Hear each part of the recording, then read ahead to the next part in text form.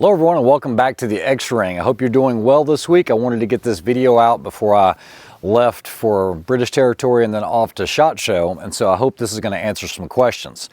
So a couple days ago I released a video comparing the Flow556 to the Surefire RC2 and then the Thunder Beast Dominus. While the test was very fair, I also didn't have the exact same host. So what I did was I actually got the mount off of the Mark 18, took it off, and then put the Flow mount on here. So let's talk about my relationship with OSS Huxwrx, which OSS is still in business. That is the parent company, and Huxwrx Safety Company is the sister company, or a subsidiary of that. Matter of fact, the suppressor is actually marked OSS Huxwrx. I have zero relationship with the company. Most of the stuff that I review on the channel, believe it or not, it's actually my stuff. I don't reach out to a lot of companies to send content to me or send items to me for review. In the whole course of the channel, I might have done that possibly 10, 12 times, and those have usually been pretty good because those are things that, I wasn't sure of or whatnot. Now, in regards to the Huxwrx, I actually purchased this on my own. I did not go through them directly. I actually bought it from a distributor just like any other dealer would. But one of the questions came up with regards to the suppressor coming loose during the testing. But remember, I didn't make a big deal out of it because I know that that was one of those things that was brand new, it had not been used. It never did it again. I did actually reach out to Huxwrx. I spoke to some of the engineers down there, and they gave me some ideas of why it might have happened. Maybe not enough torque when I put it on. Not sure, but there's a test we can actually do to see if it loosens or not, because this is a patented system that's supposed to tighten up when you shoot it, okay? Almost like an impact. Now, YouTube did not like that video at all. They actually demonetized that video. Apparently you can't show suppressors being attached to rifles because it's misconstrued as building a rifle or some crap like that. But either way, what we're going to do is I'm going to take this suppressor and I'm going to take a paint pen and I'm going to mark 12 o'clock where it's tight. And then what I'm going to do is I'm going to back it off just a little bit, and then we're going to fire it and see if it actually gets tighter or looser. If you're somebody that's ever shot a suppressor with direct threads or maybe some mount system that does have a locking collar, you have at some point, whether it's a ruck match or some type of competition like that, you found your suppressor loose, and that's one of those things that scares me to death. So this is not supposed to do that. In this video at the end, I'll actually go through a full review of what's on this Mark 18 and the way that I've got it set up. And let's go ahead and get this test underway. All right, so what we're going to do is I actually have a paint pen, and I'm going to mark the 12 o'clock position on the suppressor as well as the mount itself. Now I can tell you this is tight. YouTube, I'm not removing this, but I'm going to tighten this as hard as I can by hand. Okay, so we know that that's the 12 o'clock position. Let me go ahead and mark that with the paint pen and show you what that looks like. All right, so it is as tight as it can possibly be. So I'm going to go to the 12 o'clock position and mark it right there. It's pretty darn close. And then I'm actually going to put a dot on my rail right here so you guys can see how that lines up. I'll zoom in on that so you guys can see it a little bit closer, but that is tight as you can possibly get it by hand. What we're going to do is we're going to back it off about a 1/16 of an inch, close to 2 millimeters. We'll see if it tightens or if it loosens, and I'll try to get an overhead shot to see if you guys can see, and we can see what happens together. All right, so that I'm not doing this on camera and that YouTube doesn't see it, what we're going to do is we're going to loosen this can about, I don't know, 2 or 3 millimeters. All right, so just so you guys can be clear on this, I'm going to hold this straight in with the camera, and let's see if I can zoom in for a close-up on this. But that's the offset we're looking at. We're only looking at about 2, 3 millimeters max. So according to the engineers, this actually should tighten up. I have 20 rounds in here. I'll do slow fire. Nothing is touching the suppressor whatsoever. All right, here we go.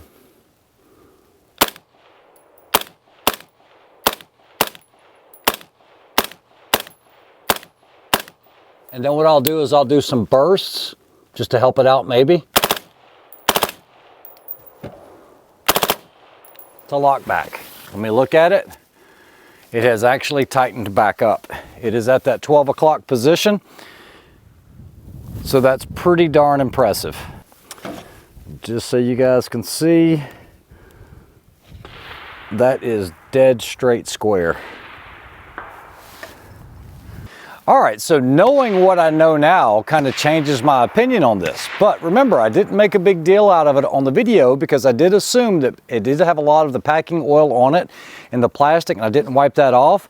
But now that I've actually started using it, you guys can see this has been completely untouched. I'd probably burn myself if I touched it anyway. But even if it's loose, it will tighten itself back up. I'm probably going to do one more thing, and I'm going to actually take it and turn it a quarter turn. Let's be extreme and see if this works like an impact hammer and actually tighten it back up. I don't know if it's possible, but we'll see if it'll happen. All right, so what we're going to do now, because it was actually difficult to get this off, I'm actually going to turn this a quarter turn so that it will be a complete 90-degree rotation. I don't know if you guys can see that on the video, but the yellow mark is here, the other one is here. So what I'll do is I'll do like 3, 3, 3, and then empty it. So we are clear.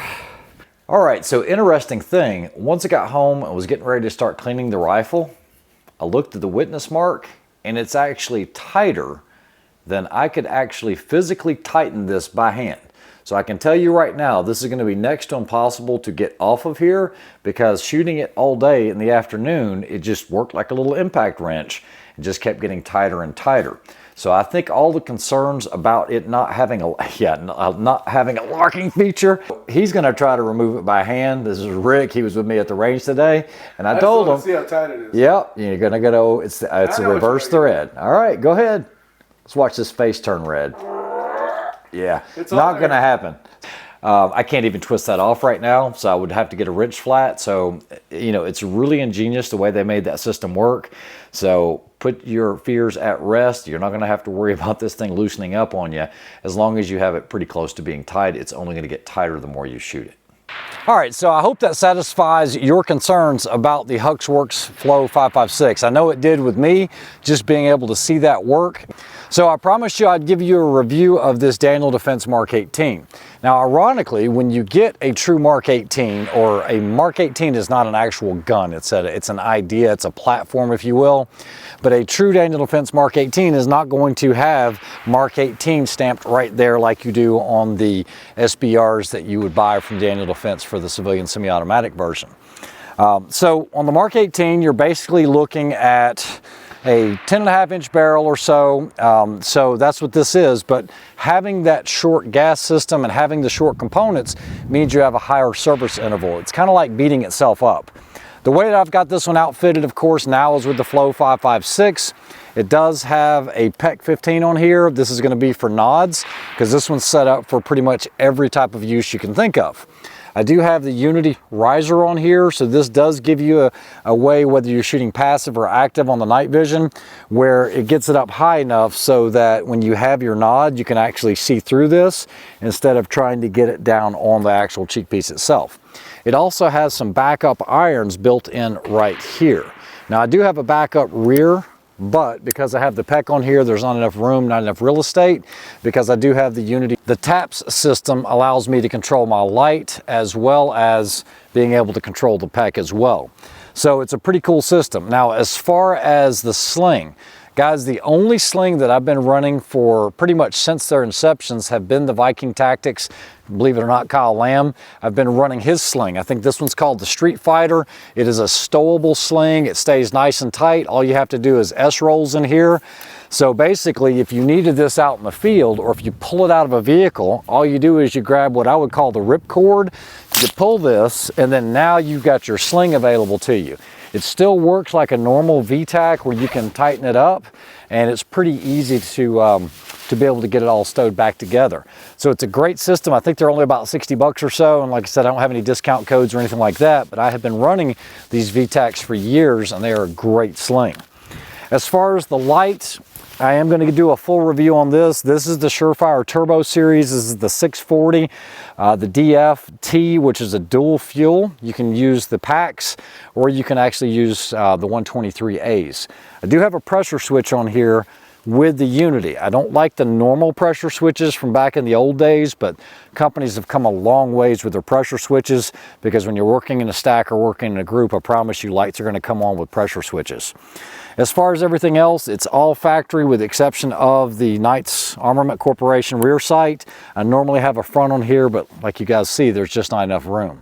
So I hope you guys enjoyed that follow-up on the Huxwrx Flow556. We'll talk to you soon. Have a good one.